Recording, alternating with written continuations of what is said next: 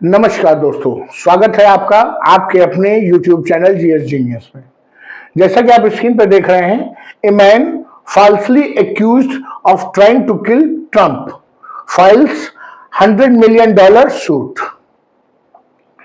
मामला है United states of America का, जहां पर एक व्यक्ति जिसके ऊपर डोनाल्ड ट्रंप को मारने का झूठा आरोप लगाया गया। कब यह आरोप लगाया गया? जिस समय वो चुनाव प्रचार कर रहे थे, उस समय उनके ऊपर आरोप लगाया गया उस व्यक्ति पर कि ये डोनाल्ड ट्रंप की हत्या करना चाहते हैं। मामला रफा दफा हो गया, ट्रंप साहब चुनाव जीत गए, लेकिन इस व्यक्ति का जीवन नरक बन गया। अब इस व्यक्ति ने वहां के जो पुलिस प्रमुख हैं उनके ऊपर $100 मिलियन कंपनसेशन का मुकदमा दायर कर दिया है। क्या है पूरा मामला? कहां का पूरा मामला है अमेरिका में? क्यों ये इस व्यक्ति को ऐसा कदम उठाना पड़ा? इन सब चीजों को इस वीडियो में हम समझने का प्रयास करेंगे। लेकिन इससे पहले कि अगर आप हमारे चैनल पर नए हैं और आपने अभी तक हमारे चैनल को सब्सक्राइब नहीं किया है तो हमारे चैनल को सब्सक्राइब कर लीजिए, क्योंकि हमारे चैनल पर इसी प्रकार की आपके आसपास की, देश दुनिया की, आपके इंटरेस्ट के जितने भी समसामयिक मुद्दे हैं उनको छोटे छोटे वीडियो के माध्यम से प्रस्तुत किया जाता है। तो मित्रों, ये हैं वो शख्स जिन्होंने ये मुकदमा जो है दायर किया है वहां के जो पुलिस महकमे के प्रमुख हैं उनके ऊपर। नाम है इनका वैन मिलर। पेशे से पत्रकार हैं और सोशल मीडिया और इन सब पर पोस्ट कार्ड और ये सब जो है वो अपलोड करते हैं। तो चलिए मित्रों, देखते हैं क्या है पूरा मामला। ये वैन मिलर पर आरोप लगा कि इन्होंने प्रेसिडेंट डोनाल्ड ट्रंप को जो है असैसिनेट करने अर्थात उनकी हत्या करने का प्रयास किया है और इसलिए इनकी जिंदगी पूरी तरह से बर्बाद हो गई और लगातार ये छुपते फिर रहे हैं, क्योंकि लोग अभी भी इनको ट्रंप के हत्यारे के रूप में ही जान रहे हैं। ये जो ट्रंप की एक रैली होने वाली थी कैलिफोर्निया में, जब ये चुनाव का प्रचार कर रहे थे, उस समय ये घटना है लास्ट अक्टूबर की। उस समय इनको जो है अरेस्ट किया गया था। क्यों अरेस्ट किया गया था? क्योंकि इनके पास से जो है लोडेड हथियार बरामद हुए थे उसी जगह से जहां पर ये रैली होने वाली थी। इन्होंने जो कैलिफोर्निया में रिवर साइड काउंटी है, ये स्थान का नाम है, उसके शेरिफ हैं, शेरिफ अर्थात पुलिस विभाग के प्रमुख चैड बियांको, इनके ऊपर जो है $100 मिलियन का जो मानहानि का दावा जो है और जो मुकदमा वो दायर कर दिया है। आगे देखते हैं कि क्या ये चैड बियांको वास्तव में दोषी हैं जो इनके ऊपर मुकदमा दायर किया गया है। मिलर, ये जो चैड बियांको थे, इन्होंने सजेस्ट किया था कि जो ये वैन मिलर हैं, इनके पास से जो हथियार मिले हैं, एक से अधिक हथियार मिले थे, तो उन्होंने कहा था कि संभवतः ये जो है डोनाल्ड ट्रंप को मारने के लिए आए हैं।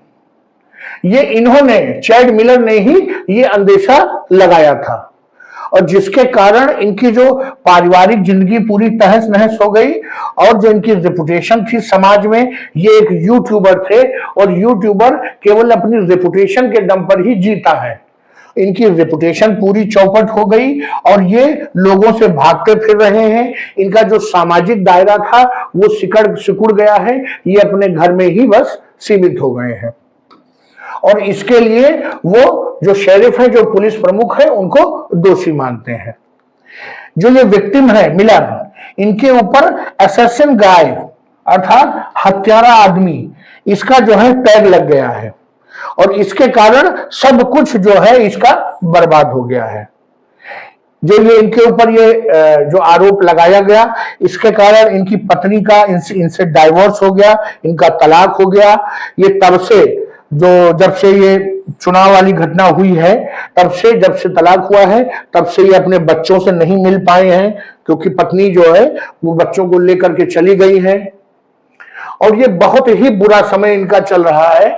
इनका कहना है कि न केवल सामाजिक रूप से, आर्थिक रूप से, मानसिक रूप से, हर तरह से ये जो मिलर साहब हैं ये परेशान हैं। इनको गिरफ्तार क्यों किया गया था? क्योंकि इनके पास से एक शॉटगन मिली थी। शॉर्ट गन आप समझिए जैसे हमारे देश में एक नाली दुनाली होती है नॉर्मल बंदूक, वही शॉर्ट गन है। इसके अलावा एक लोडेड हैंड गन मिली थी, अर्थात एक पिस्तौल बरामद हुई थी जिसमें सभी गोलियां भरी हुई थी। और इनके पास एक हाई कैपेसिटी मैगजीन भी मिली थी, जिसमें जो ऐसी नॉर्मल मैगजीन से बेहतर मैगजीन होती है जिसमें ज्यादा गोलियां आ पाती हैं। ये इनकी गाड़ी से बरामद हुई थी और इनकी गाड़ी कहां खड़ी थी? ट्रंप के रैली स्थल पर ही खड़ी थी।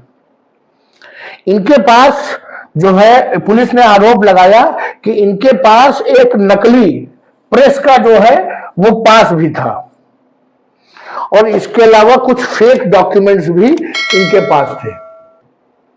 ये पुलिस ने इन पर आरोप लगाया कि इनके पास जो पहचान पत्र था वो नकली था, प्रेस का जो पास था इनके पास वो नकली था, इनके पास नकली डॉक्यूमेंट्स थे, इनके पास हथियार थे, इनके पास एक नहीं दो दो हथियार थे, उनमें गोलियां थी। इसलिए पुलिस को शक हुआ कि ये व्यक्ति ट्रंप को मारने आया होगा, इसीलिए उन्होंने इसको गिरफ्तार कर लिया था। उसके बाद में जो एक यूएस अटॉर्नी ऑफिस और सीक्रेट सर्विस और एफबीआई तीनों की तरफ से एक जॉइंट स्टेटमेंट जारी किया गया कि ट्रंप की जान को कोई भी खतरा वहां पर नहीं था। अब आप समझिए, पुलिस महकमे से ऊपर उठ करके जो एजेंसीज थी, जो ऑफिसर्स थे, जब उन्होंने ये नकार दिया कि ट्रंप की जान को कोई खतरा था, तभी ये व्यक्ति जो है पुलिस के चंगुल से निकल पाया। लेकिन पुलिस इसमें पूरे प्रकरण में झूठी साबित हो गई। अक्टूबर 12 को ये रैली स्थल पे गए थे और रैली को अटेंड करने गए थे, क्योंकि ये कहते हैं कि ये एक इन्वेस्टिगेटिव जर्नलिस्ट हैं, जांच पड़ताल और खोजी पत्रकारिता करते हैं। और अमेरिका हैपेंस नेटवर्क, मतलब अमेरिका में क्या हो रहा है, इस नाम से एक चैनल चलाते हैं। कब से? 2007 से, अर्थात बहुत पुराना चैनल है जिस पर ये बहुत से पॉडकास्ट और शो ये अपलोड करते हैं अपने चैनल पे। तो एक प्रकार से ये सोशल मीडिया के पत्रकार थे। पुलिस ने उनकी इस पत्रकारिता को स्वीकार नहीं किया। मिलर का कहना है कि उन्होंने जो मुकदमा दायर किया है $100 मिलियन का, वो सिर्फ इसलिए नहीं किया है कि उनको कोई इससे पैसा चाहिए या इनको कोई कंपनसेशन चाहिए। वो ये चाहते हैं कि उनका नाम जो है समाज में जो बिगड़ा है, जो उनकी छवि बिगड़ी है, वो सुधर जाए। और जब कोर्ट आदेश करेगा कि नहीं ये हत्यारे नहीं थे, तभी शायद लोग मानेंगे कि ये हत्यारे नहीं थे, नहीं तो तब तक लोग इनको हत्यारा ही मानते रहेंगे।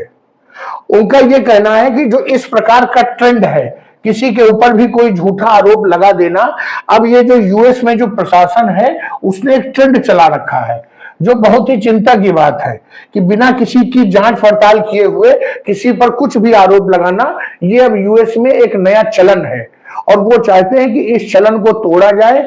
इसलिए उन्होंने पुलिस के जो प्रशासन है, जो पुलिस विभाग के प्रमुख हैं वहां कैलिफोर्निया के, उनके ऊपर ये जो है कंपनसेशन का मुकदमा दायर किया है।